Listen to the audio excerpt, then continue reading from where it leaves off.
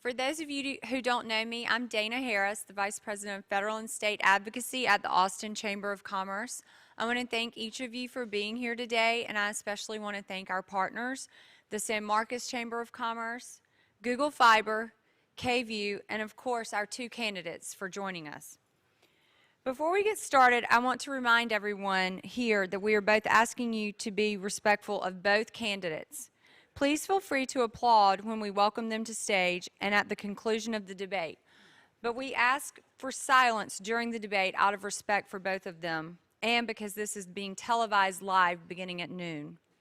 Please feel free to tweet and post on social media about the event during the debate, but make sure your phone is on silent, and our hashtag is VoteTexas. The Austin Chamber is proud to support voter engagement and provide an opportunity for you to learn more about the candidates for Texas 21st Congressional District. The Austin Chamber has a website, keepaustinvoting.com, where you can find out more about local and state elections. We look forward to an informative and substantive debate between Chip Roy and Joseph Kopser. With that, let's bring out our moderator, Ashley Godot, and the candidates, Joseph Kopser and Chip Roy.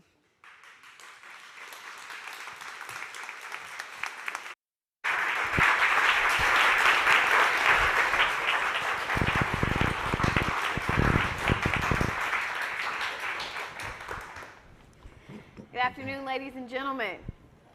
Oh, this is your one chance to talk, so get it out now. Good afternoon.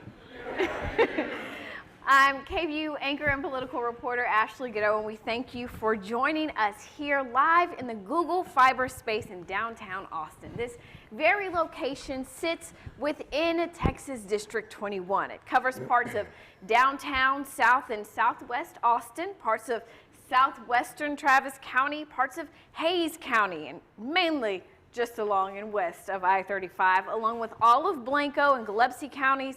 It also stretches down towards San Antonio and further out into the hill country past our viewing area. And these two men want to represent the district in the U.S. House of Representatives. Now, to my right is Mr. Joseph Kopser, and to my left, Mr. Chip Roy.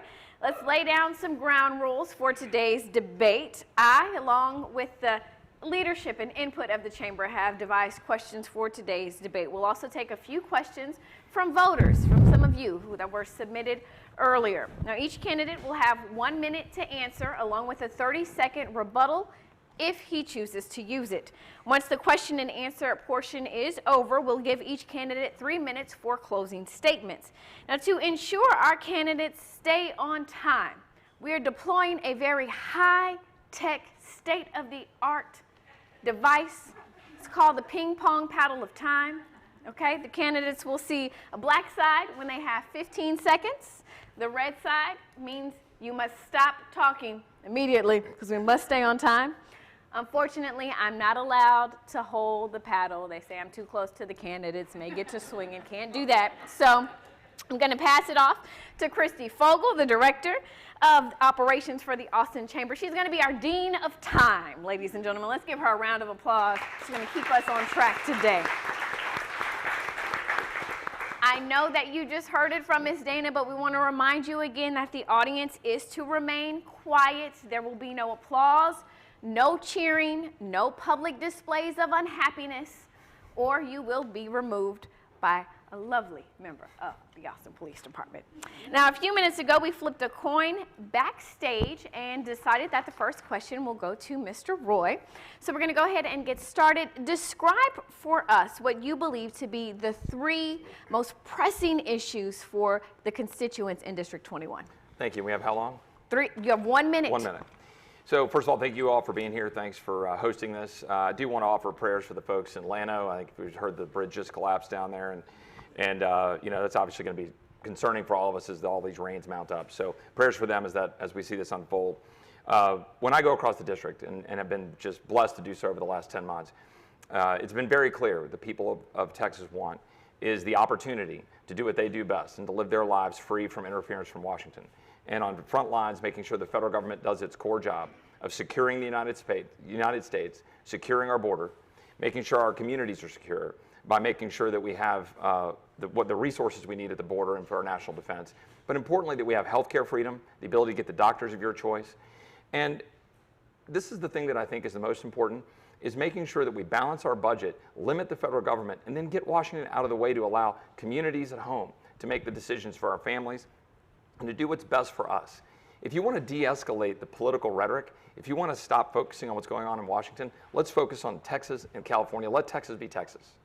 Okay. Mr. Roy? Mr. Kopser, but yes, Mr. I like Kopser. it.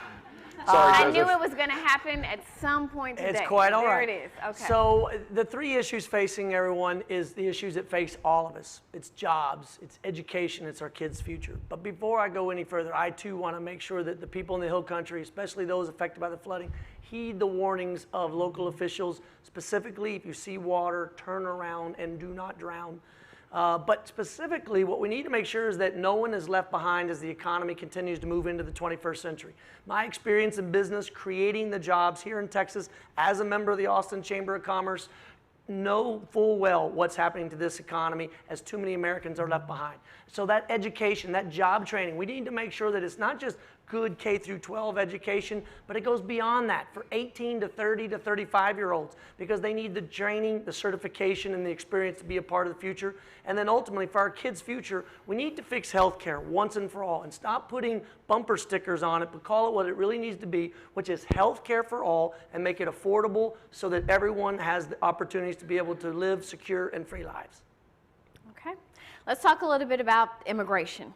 Immigration reform has been a topic of Washington for decades, and cries for change became louder when we saw those family separations happening at the border, as well as changes for Dreamers and to DACA.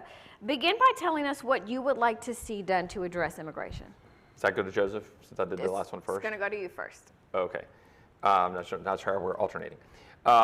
So immigration is something that's obviously front and center here in Texas, and particularly in San Antonio, in this district, we see firsthand some of the implications. I've gotten to know Lori Vargas. She's the mother of Jared Vargas, who unfortunately lost his life in June at the hands of an illegal immigrant. Somebody who had come through the system, had been found, let go again, and then ultimately murdered Jared in June.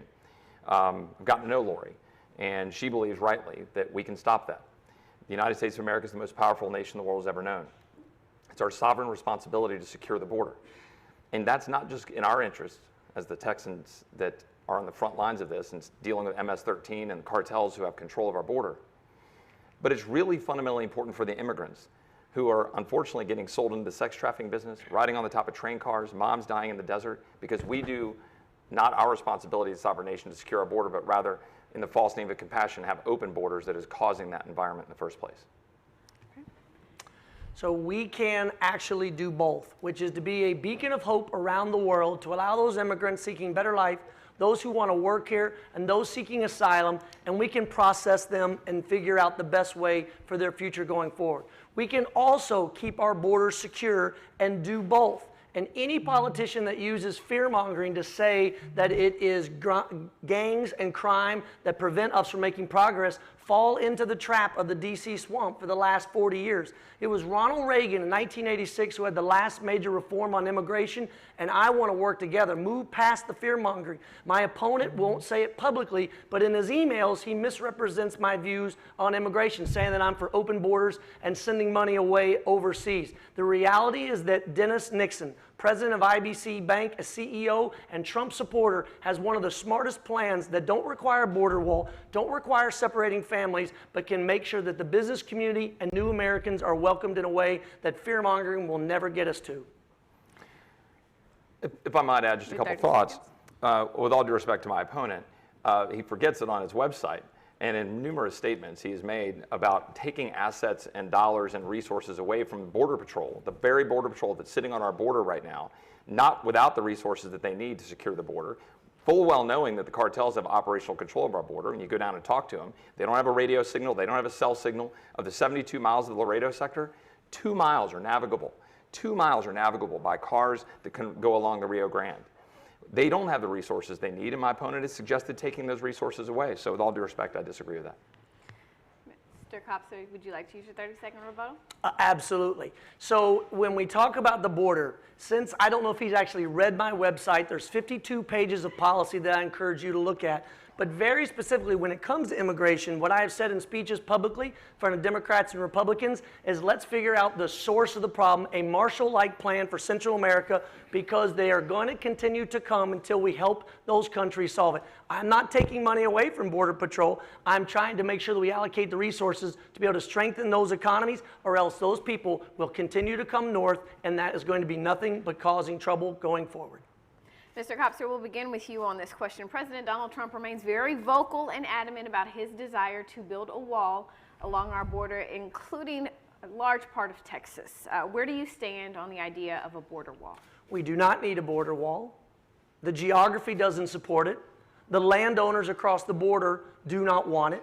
What we know we can have is common sense solution, and there's two ways. As I reported, Dennis Nixon, the president of IBC Bank, he lays out very practical things. First and foremost, at our border entry points, increase capacity. Make it so that there are more judges that allow us to be able to adjudicate all those cases coming over.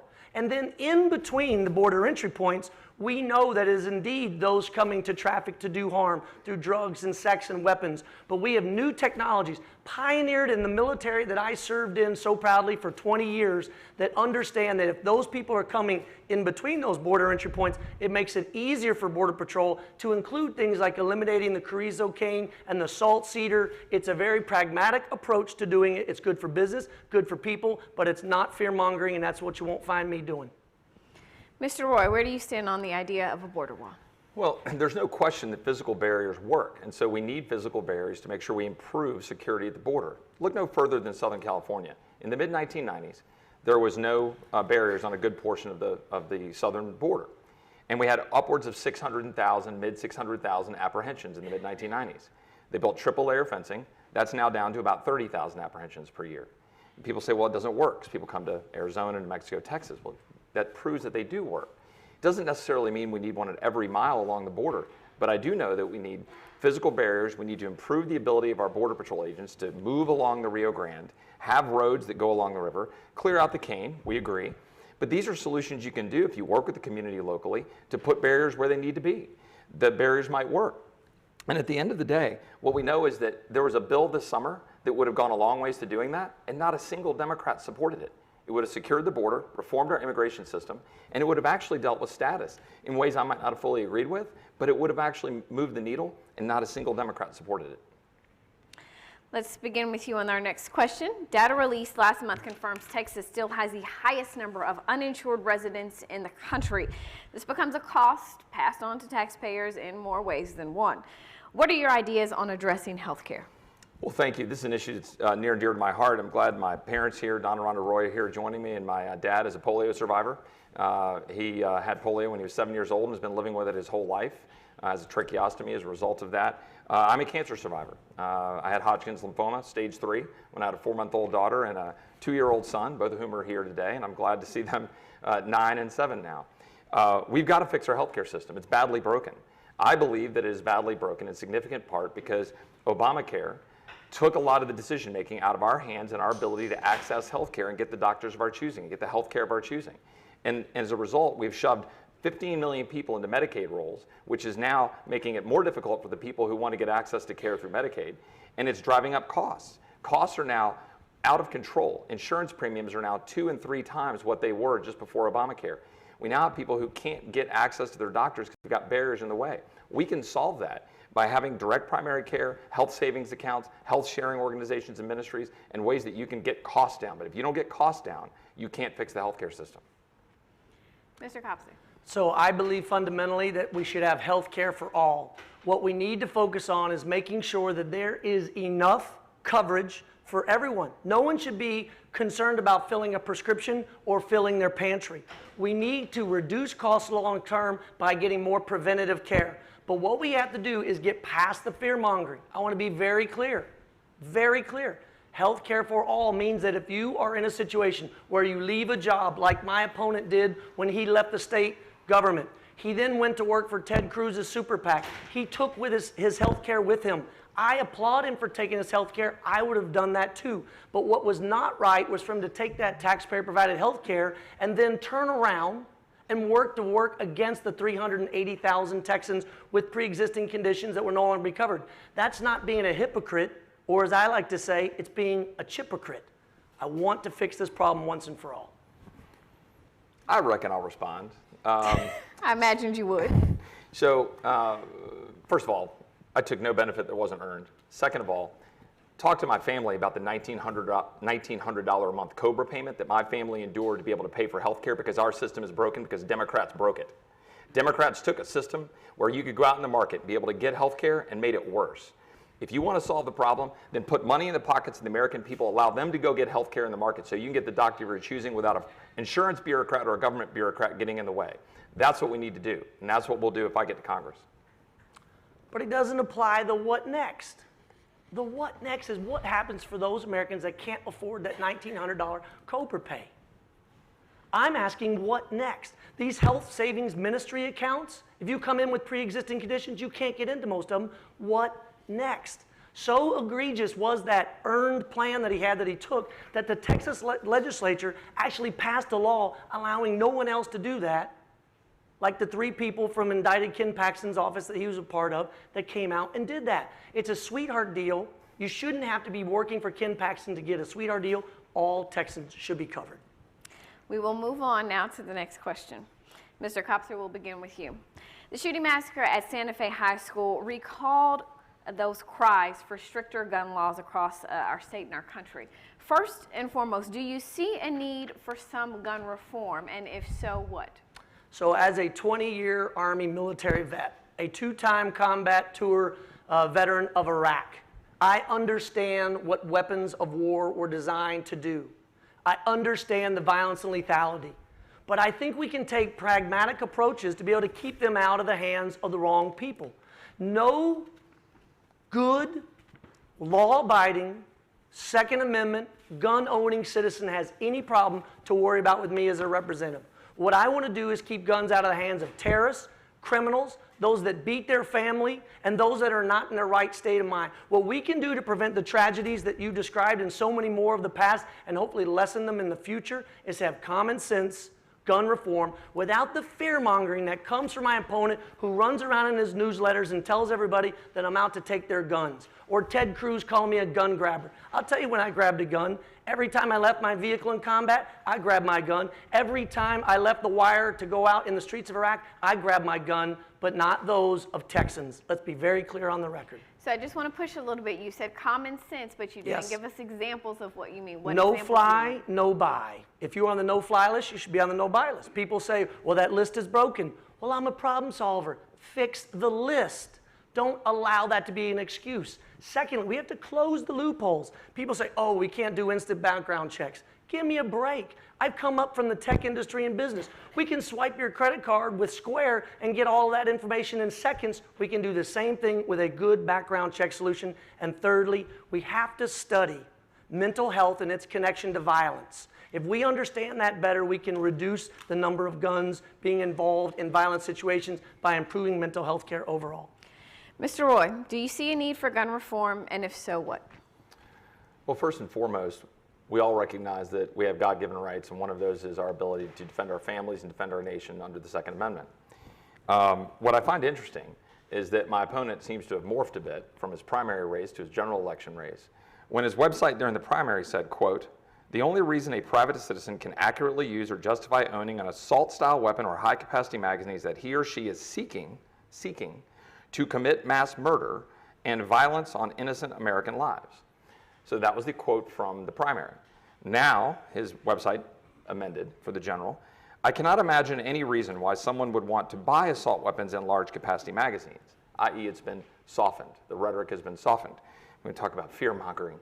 I think if you want to look at the issue, we know what we can do. We can secure our schools. My children were in a school where the bombs went off here in Austin within a mile of the school.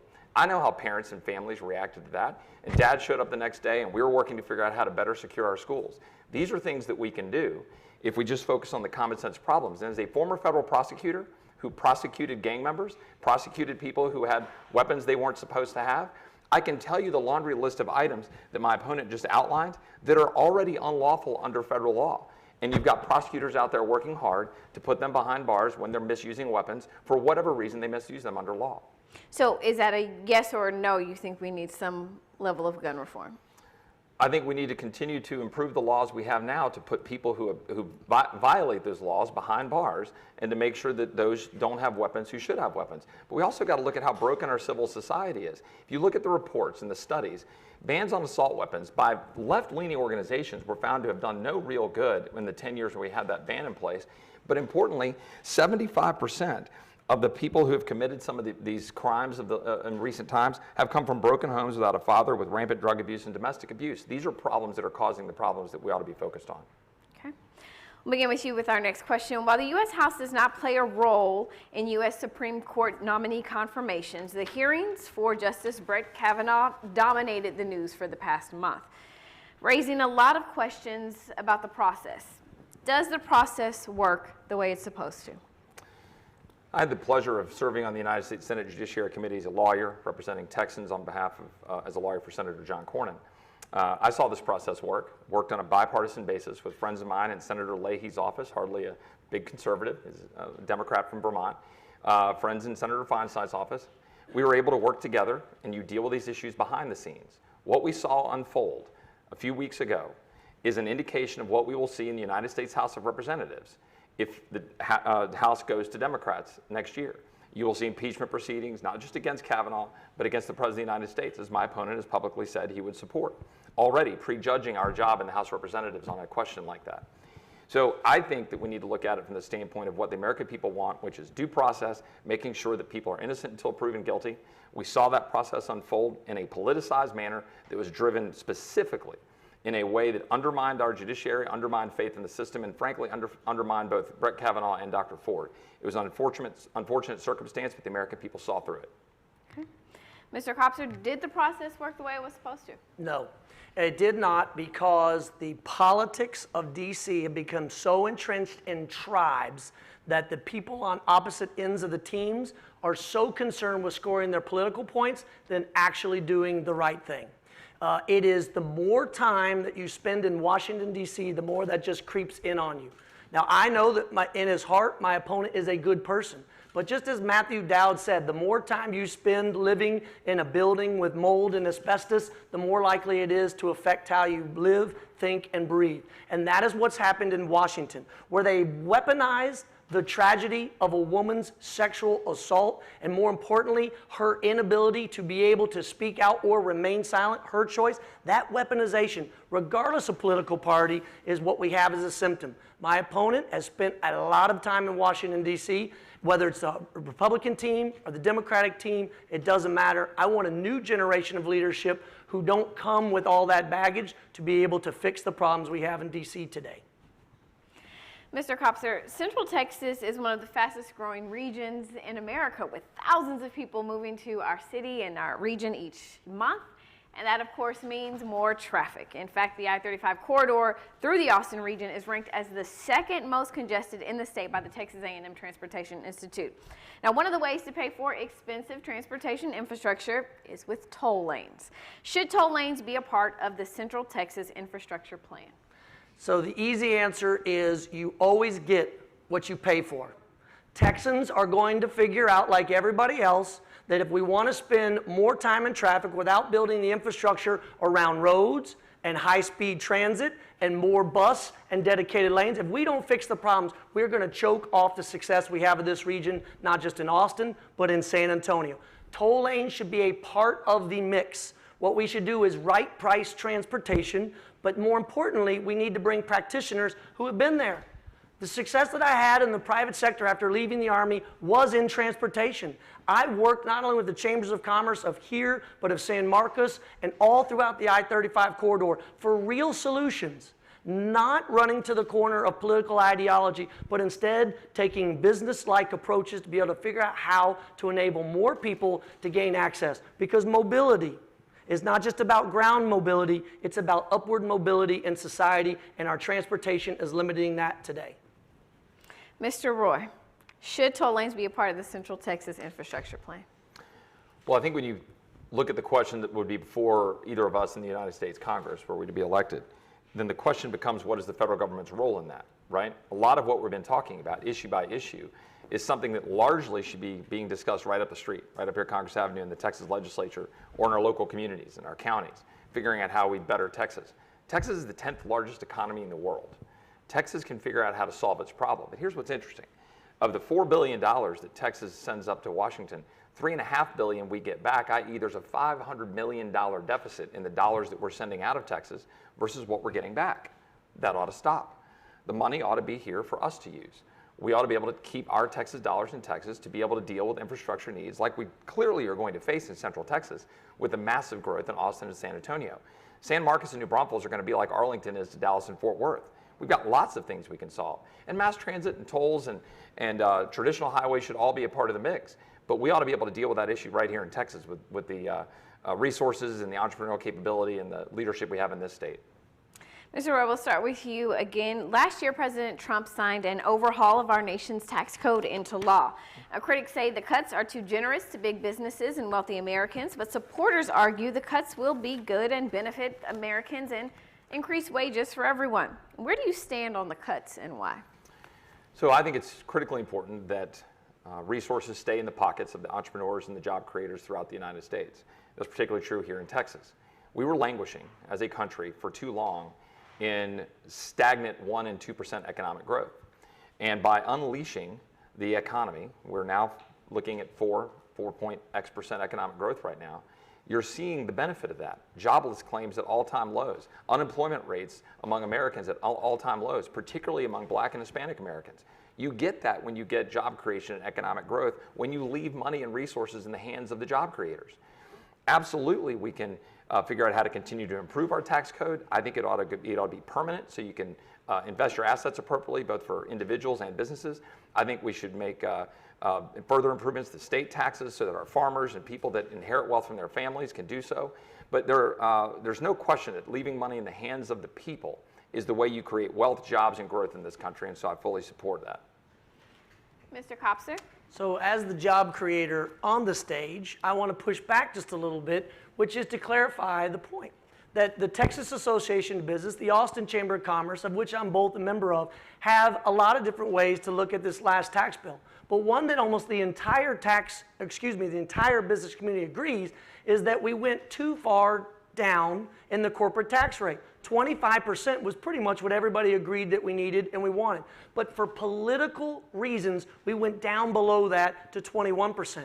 Now, the Republican-led efforts to do that have added $1.5 trillion to the debt, and they're talking now about making those middle-class tax cuts that they didn't even make permanent, that they sold them as this great thing for the middle class. Yes, every $1,000 and $2,000 is great, but they weren't permanent. It was an attempt to once again divide and chip away at Obamacare by removing the personal mandate. This was nothing more than a mean plan that was more than even the business community was asking for.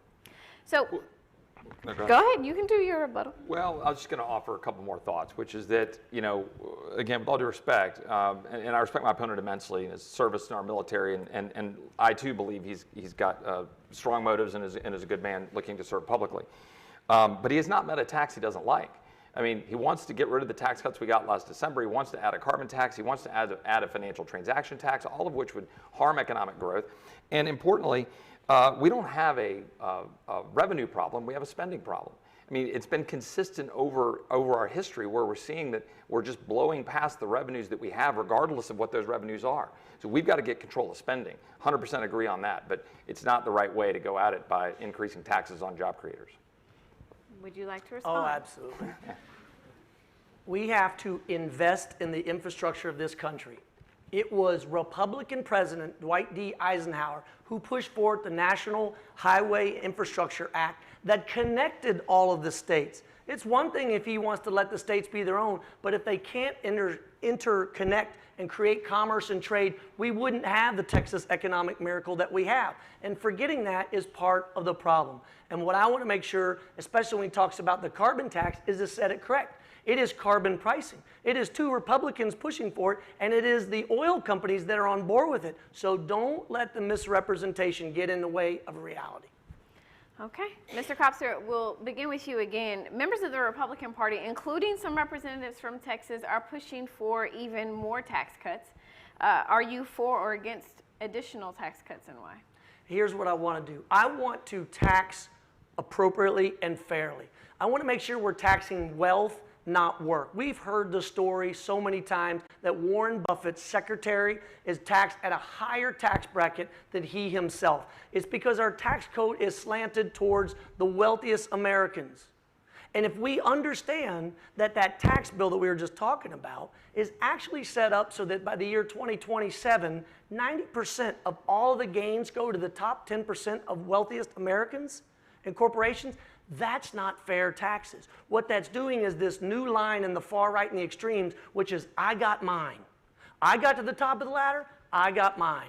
I got through good public schools 20 years ago, I got mine. What I want to do is make sure that all Americans have the opportunity to participate in that American dream, not just those that got fast-tracked early and now they've got theirs. Mr. Roy, more cuts. You on board or not? Well, what I'm in favor of, as I mentioned before, is making the tax cuts permanent and continuing to simplify the tax code. That, I think, are the most important things that need to be done. We got to stop getting off this seesaw, this yo-yo of doing tax cuts that then expire and then you're fighting over them again in 5 or 10 years. Let's get tax rates in place that businesses can rely upon, that people can rely upon, that people can figure out how to set up their estates and do whatever they need to do for their families. And then importantly, we've just got to focus on making sure that people have jobs. And the best way to do that is to have money in the hands of the American people, the job creators, and then they create wealth and they pass that down to their children and their grandchildren, and then they live the American dream. My family, my great-great-grandfather lost his farm in the Depression. My grandmother then she was a single mom and ran for county clerk in Nolan County, Texas, became the first woman elected to do so. Passed that down. My dad was the first to go to college. Now is the first to go to college and then graduate school. That's how the American dream works. And you work hard each generation to pass down to the next something better than you inherited from your family. I just got to respond to that Yes, too. sir. I understand the need to keep money in the hands of those that create opportunity and create jobs and build companies. I am one of those people. But I could not have built this company if I did not have a trained and ready workforce, if I didn't have access to the internet and technologies, if I didn't have the rule of law to protect the patents and the information we're doing. All of those take government involvement, and all of those do take money. Now, I'm not going to be the person up here and tells you we have to tax and spend our way through everything like my opponent is painting me as. I'm just being very matter of fact about how we get the country we have today, which is investing in the future. Would you like to use your 30 seconds? The only thing I would add is that we absolutely need to have a trained workforce. There's a lot we can do to improve our education system for vocational training, things that will meet the needs of businesses that need to hire people to do jobs. We need welders and plumbers and all sorts of things that our education system is not doing what it needs to do. But these are all issues that, with all due respect, run for state rep, run for state senate, have this debate right here in the Texas legislature. But in Congress, we should be focused on securing the country and having a stable economic environment nationwide and then getting largely out of the way. There's nothing that Texas can't do as the 10th largest economy in the world by ourselves. Okay. Mr. Roy, our current national debt is $21 trillion. The Congressional Budget Office estimates the new tax cuts will increase the national deficit by $1.5 trillion over the next 10 years.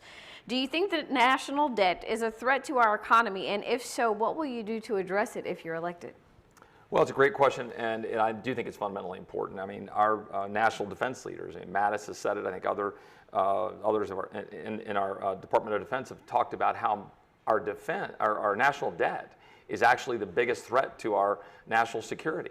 $21.5 trillion of debt compared to the $20.5 trillion of debt that we had as a country when Joseph and I started running last year. That's unconscionable. We can solve it. We solve it like everybody in this room does, like the state of Texas does. We have $3.5 trillion of income. Go figure out what you need to defend the United States with our military, secure our border. That's about $1 trillion. Go look at what our obligations are under Medicare and Social Security, people who rely on it. Make sure those are met, and then take what you've got left and figure out the remaining things you need to do as a federal government, and then step back, let the laboratories of democracy and the people and commerce and jobs take over. But you got to get busy balancing the budget. And my position is that Congress, when they meet in January, should do nothing. They shouldn't leave Washington until they've passed a 5-year balanced budget and then appropriated to that budget. They literally shouldn't leave town until they get that done. Mr. Mr. Kopser. So let me pick up on the first part of his phrase. I'm going to take it in a different direction. When he says that Congress should be doing nothing when he gets there. Now, I know he said pass the balanced budget, but the problem that we have today in our politics is this entrenched bureaucracy where people run to their sides. So something like solving the problem of the debt that we have is because no political party is willing to stand up and have the courage to be able to talk about the tough choices to make. And I can be critical of Democrats and Republicans alike.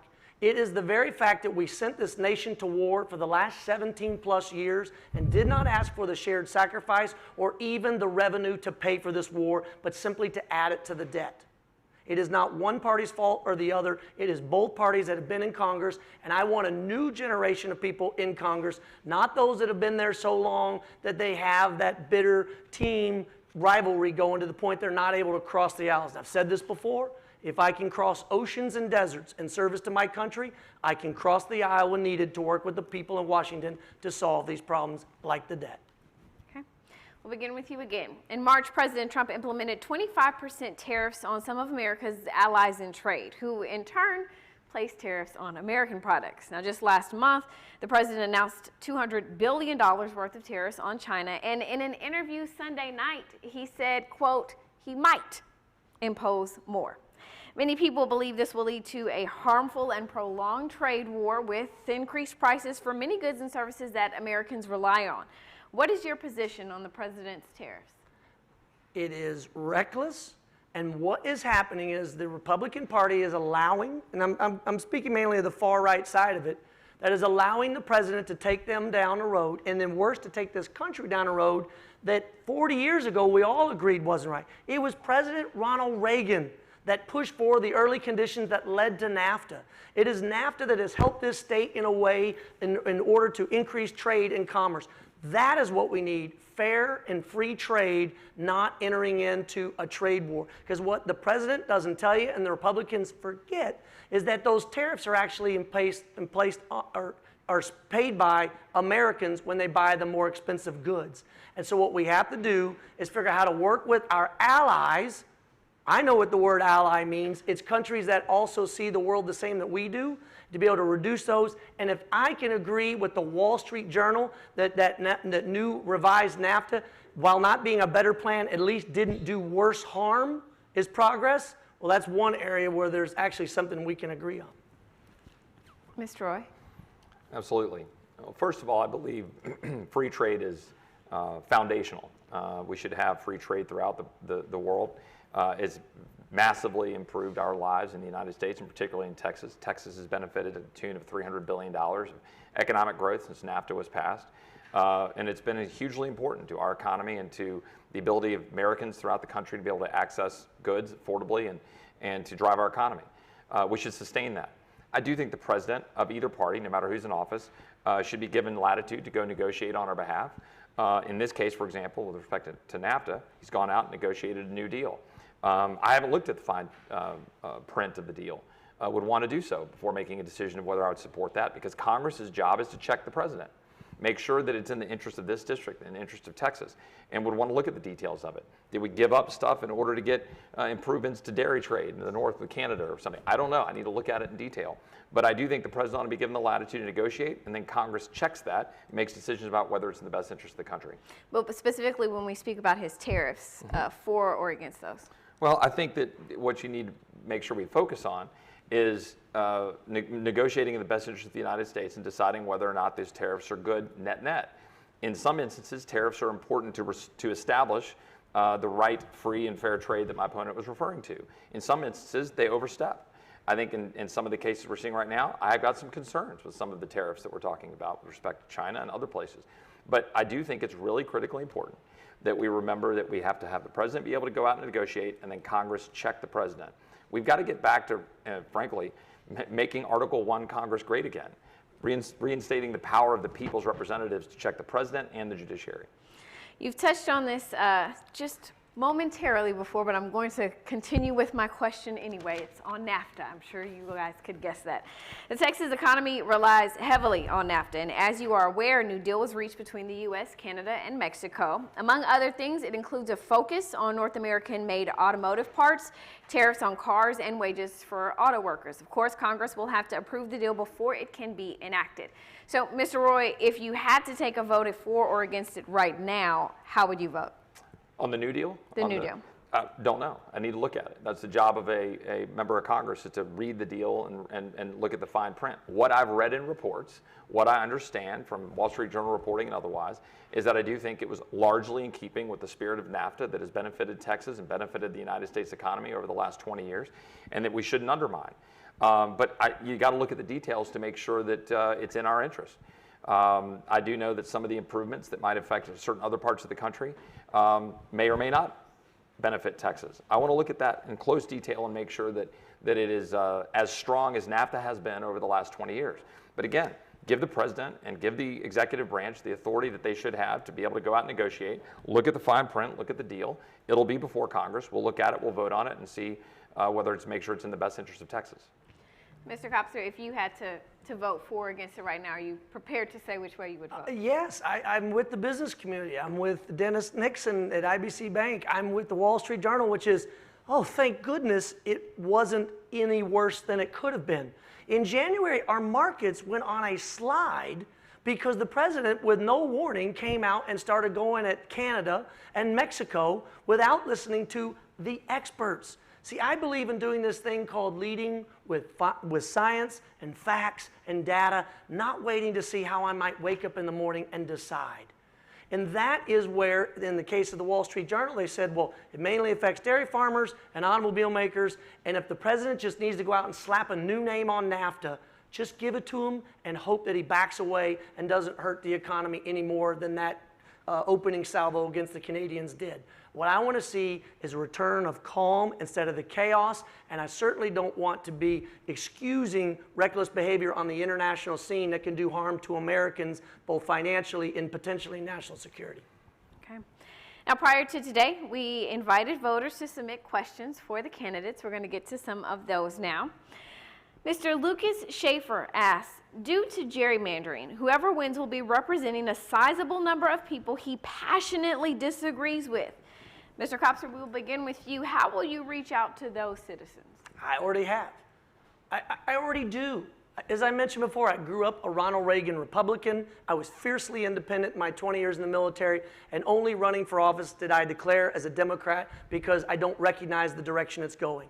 But it's Republicans in this state, like Joe Strauss, is a good example of members of the opposite party that do know how to talk to people of the opposite party. Joe Strauss and what he did to push back on the far right ended up getting him censured by his own Republican Party of Texas. And then those people behind bills like the bathroom bill and organizations like Empower Texas, that the Texas Association Business, of which I was a part of, came out and fought and pushed against and said those are not Texas values. I was so proud to stand with them and alongside Joe Strauss and others to be able to push back. So I can work across the aisle. I can speak to people who I disagree with because I've done it my entire life. Mr. Roy? Well, I'm proud of my background in both the private sector and the public sector. I have had the benefit of working in investment banking, oil and gas community, and other job-creating environments, but also in public sector as a federal prosecutor, for Assistant Attorney General, and yes, on Capitol Hill for a few years. In that job, I had the great and extraordinary blessing of working with friends on both sides of the aisle, have had experience already in working to pass bills on a bipartisan basis, work with friends to help deal with the Wright Amendment and deal with traffic in and out of Dallas-Fort Worth back to D.C., deal with copyright laws and other issues on a bipartisan basis. And the vast majority of legislation is passed on a bipartisan basis. In fact, 800 bills last year were passed in the United States House of Representatives, often unreported, on a bipartisan basis. What's important here, in my view, is to de-escalate politics in Washington by refocusing our attention on empowering people at the state and local level to live our lives. Let's make sure make sure we're secure nationally, make sure our borders are secure, make sure we have healthcare freedom, and let's get Texas free from Washington interference by getting Washington out of the way and de-escalate politics in the process. Can I just add to that? You Or have rebut your 30 seconds. I want to be very clear. We talk about evidence of working across the aisle. And as my opponent says, he is very proud of his public and private professional career. But I don't see that. Literally, on his website, he has 285 words in his biography. I have 4,500 words in my biography. And as a professional in the business community, I find it very strange. He doesn't even have a LinkedIn profile. I do not know what he is hiding. I do not know what he's not wanting you to see in that career. But I want to make sure that you see examples of working across the aisle through both careers, and I encourage him to open that up. I'm sure you would like to respond. Well, I'm just glad that LinkedIn is the magic silver bullet to the success of the United States of America. Good to know that. We'll make sure we work on that. And if word length or the number of words is the solution to America's problems, then he'll fit right in Washington. Moving on to our next question. It comes from Jody Mixon. She says STEM is focused on retaining science skills in this country. Once elected, how do you plan to continue promoting STEM to ensure our youth are riding the wave? Mr. Roy, we will begin with you. Well, this is not going to surprise folks when I explain that my view on education is that we need to make these decisions in Texas. At the Department of Education, I think, takes money and resources away from Texas taxpayers, interferes with our ability at the state and local level to be able to educate children according to the interest of parents and the interest of local communities and the interest of Texas, and that we can do vastly improved things in Texas if we'll free up opportunities and free up competition and have more options for the people throughout Texas and have choice and have the ability of more charter schools and choice and alternatives for parents. I think that ought to all be decided at the state and local level. I think we should save the money that we're currently spending in Washington. I mean, for goodness sake, we put a man on the moon in 1969, 10 years before the Department of Education was ever created. And the Department of Education has done no real value in adding to the improvement of education in the United States of America. It's only detracted from the ability of Texans and people and families to be able to take care of their own families and have the best education for job creators and for the people we need in Texas. STEM is a great area to differentiate between rhetoric and reality. When I was building my company, we were so starved for having more technical and skilled talent that I had to spend sometimes with recruiting firms as much as $25,000 a candidate to move here from other states. That is the reality of the business community, not the rhetoric, the reality of the business community here in Texas. There is a role to ensure we're doing more with STEM. And as I grew that company, we did not have enough women applicants. I said, what is the problem? And the problem is the pipeline. So rather than just talk about the rhetoric, I did something in reality, which is my wife and I invested in a program here locally called Girls Start, to take girls in the 4th and 5th grade to inspire them with the confidence and knowledge they know they can do well going forward through that buzzsaw of middle school. So you can either look at the rhetoric or the reality of how you work STEM, and I want to work in the reality of increasing STEM opportunities. Our next question comes from Lucy Frost, who wants to know, what are the first steps you take toward a more balanced federal budget? Mr. Kopser, we'll begin with you. So the first thing we have to do is increase the economy. You can look at Indeed.com, a local Texas company headquartered right here, and talk about the thousands upon thousands of job openings. And I agree, the economy is red hot, and it has grown ever since we came out of the recession in 2008, and the trajectory is for it to continue. But we have so many people who have fallen out of the economy. They lack the jobs and education and training. But even if we took every American and put them into the opening jobs, we would still have more need for workers, which is why balancing the budget includes a new opportunity to increase the new Americans working in our companies, being a part of this economic miracle and keeping it going. And secondly, healthcare costs. To balance the budget, we got to bring down those costs. Since the plan Obamacare was passed, which by the way was built on the foundation of a Republican plan, Republicans used every chance they could to just chip away at it, and I want to make sure that we reduce those costs by providing care to everyone and focus on preventative care. Mr. Roy. Well, first, we do have to continue to grow the economy so you can grow out of debt. The current amount of debt compared to the size of our economy is actually now exceeding that of what we had at the end of World War II, right? The only other time that we've had as much debt as we've had compared to our the size of our economy. So we got to grow our economy, and we're on the right path to doing that right now by getting the regulatory state, the tax environment such that it can help create wealth and create the kind of revenue that you get from growth. But importantly, you just got to get busy balancing the budget, and that takes resolve and the seriousness to do it.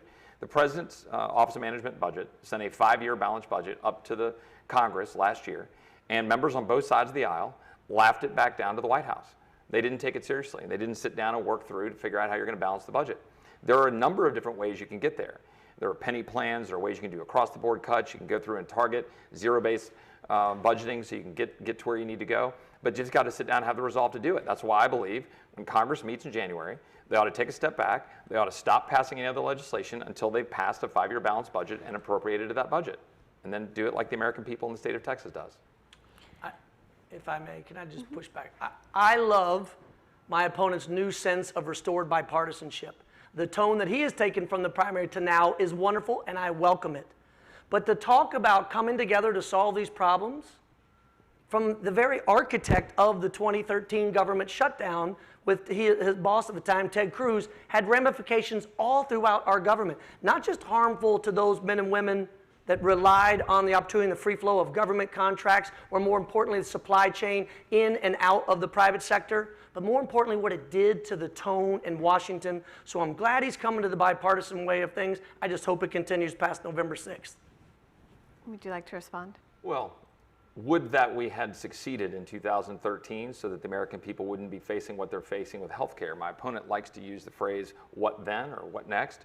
And I would like to say that that's the most important question we should be asking for all of the people to whom President Obama promised no increases in their health care premiums and that they wouldn't lose their doctors. And yet the reality is that has occurred. Those are the facts. And we knew that when we were trying to stop the funding of Obamacare, because we knew how damaging it would be to the ability for people to get access to the doctors they're choosing and the care of their choosing. So I'm proud to have done that. Happy in my experience working across the aisle to achieve lots of great accomplishments for the state of Texas in my past.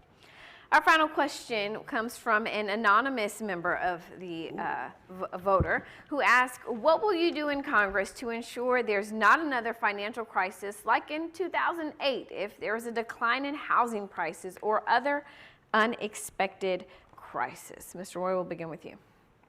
Well, I think this is something where we learned a lot in 2008. I did not agree with the too big to fail rhetoric of the time. I believe that it's important that we make some structural changes to the overreaction to the crisis in 2008 and 2009 through Dodd-Frank. And you talk to any bank in this district of any size, frankly, they see how much it's constraining the ability of banks to be able to provide lending for job creators and for people, farmers, people in rural parts of the district, people in the cities. And we need to make sure we fundamentally reform our financial system. There are a lot of things that we could do to avoid the issues that we dealt with in 2008. But importantly, this idea that too big to fail was something that then drove the policy making, I think has actually harmed and made the situation worse by constraining the ability to have lots of small and medium-sized banks so that you don't have it concentrated in the wealth of a handful of large banks. It actually had the opposite effect of what they said they were trying to do. Mr. Kopser. Well, this is another example where the experience that I have in the real world with the company that I built and the jobs that we created is an evidence of what we need more of in our Congress.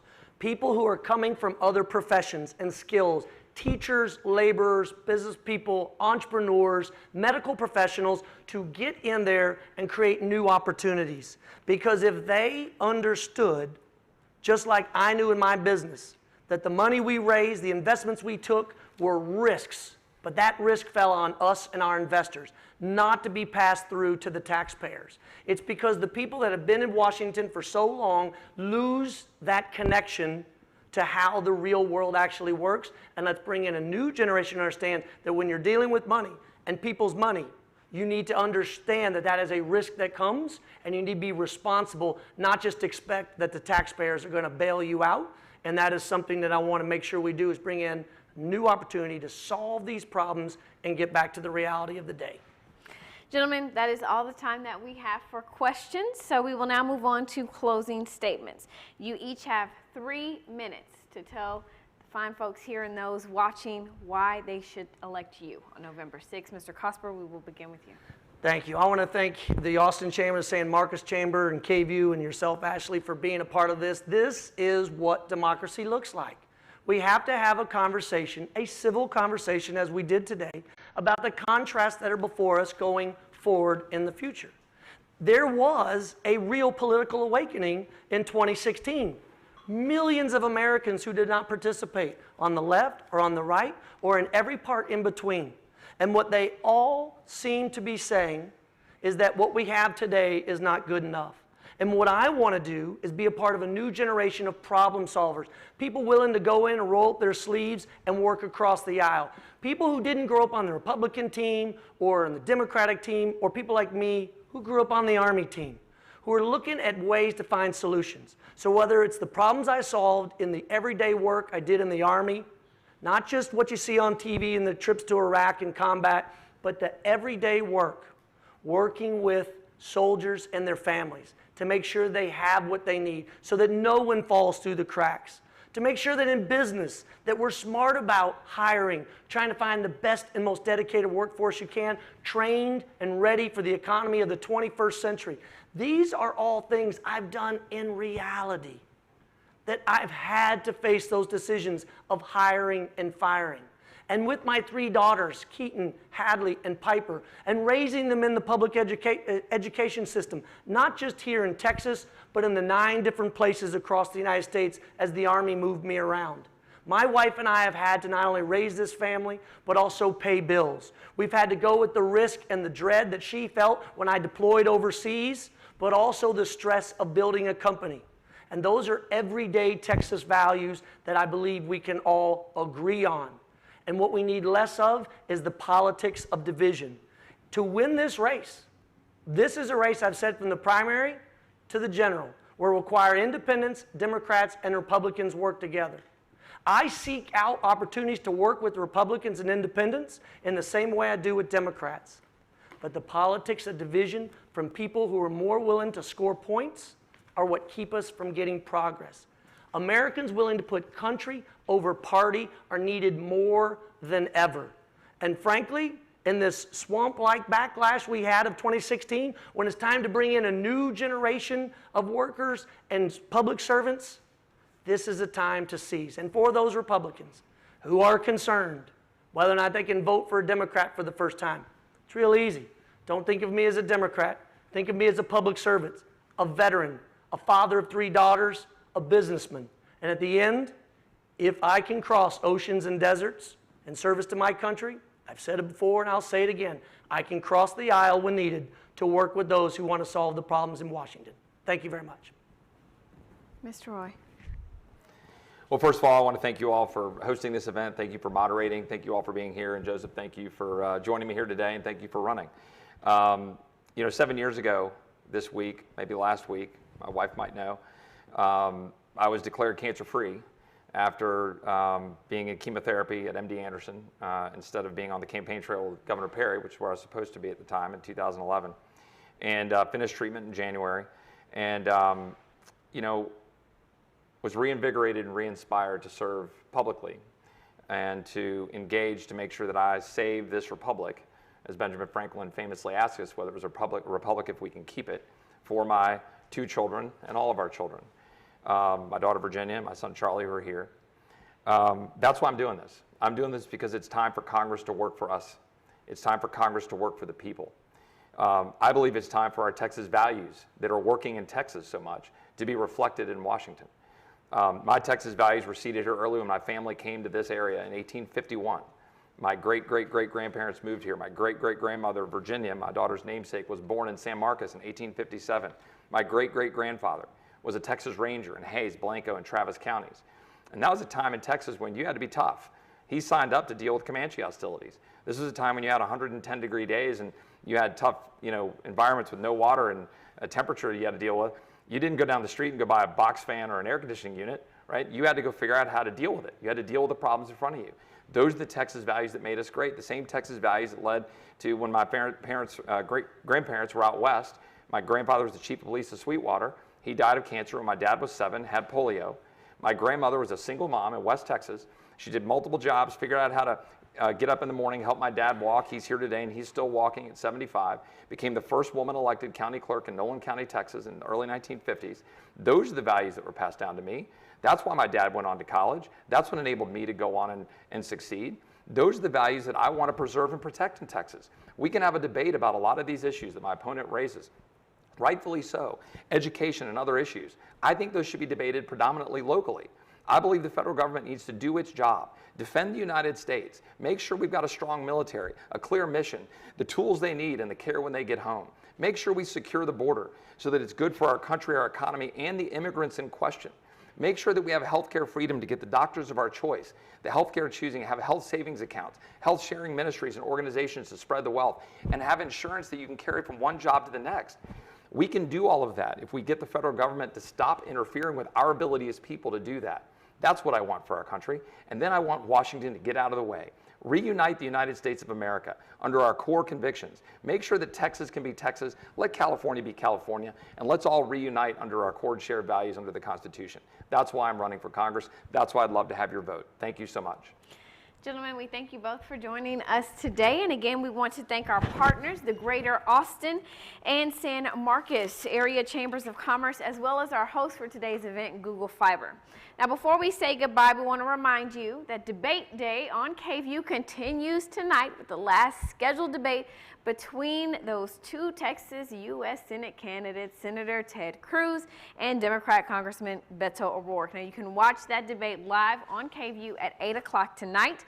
And most importantly, please don't forget to go vote. Early voting begins next Monday, October 22nd, and runs through Friday, November 2nd, Election Day. Everybody knows what day it is, right? Oh, say it with conviction. November 6th.